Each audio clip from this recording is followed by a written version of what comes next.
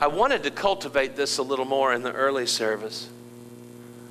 But one of the things we forget when we come to church is there's hurting people here today. There's somebody here today, if God don't do something in your marriage, you're not going to have one this time next year. There's some of you here today, what you battle with at home, in your private life, nobody knows. Who's going to play the keyboards will you play it, ma'am? As she just plays something that God's laid on her heart, I want to ask you to do something. I want you to consider for just a moment a couple of thoughts. Do you know everybody in this church? Do you know everybody? Probably not. But there's a lot of people who come to church every week and they're content just not to know anybody's story. The chances are you know a widow. We see her every Sunday. She goes home to a can of soup on Sunday afternoon. And listen, she's not too good to do that. None of us are. But here's my thought. Wouldn't it be nice this Sunday if somebody said to her, you know, Margie, you're not going out to the house for a can of soup today. Join my family for dinner. You got to know a single mom that's here. You got to know a single mom. I mean, would it hurt for you to say, hey, Katie, would you let me buy your kids a winter coat this year? I love shoes. Bad as a woman. My favorite shoe designer is a guy named Mark Nason. N-A-S-O-N. Not Mason, Mark Nason.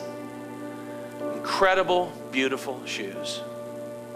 One of the first things I do is I look what people are wearing on their feet. And do you know what? You learn a lot. You learn about who may not have anything.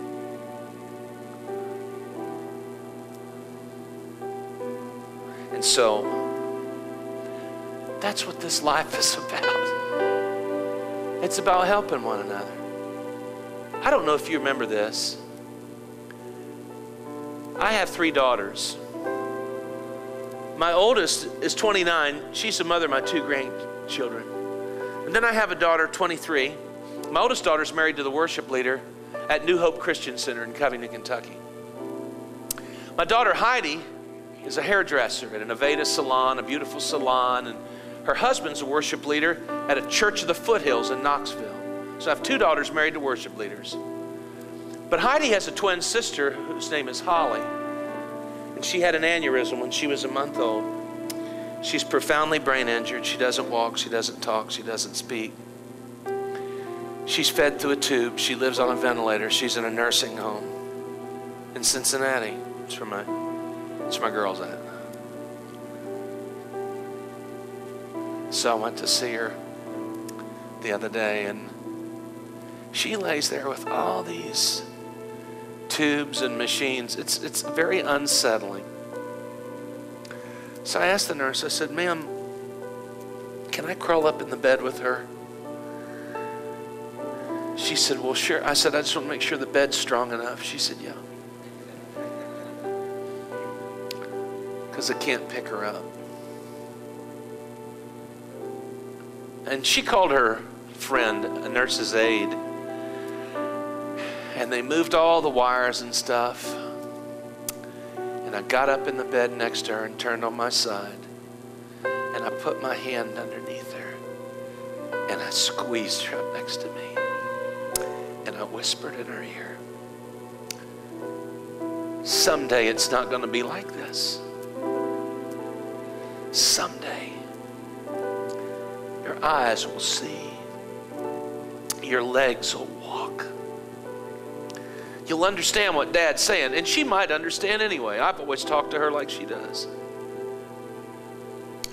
When I was 16 years old, if somebody would have told me I'd be the father of a profoundly handicapped child, I would have never believed it. But here's what I left that place thinking. What do people without God do? What do people without God do? So my question to you, do you know Him? I mean, do you know that God? Have you trusted Him as your Savior? Do you know for sure that you're going to heaven? I mean, do you know that you know? Have you settled that once and for all? Do you know that you're saved? Will you bow your head with me?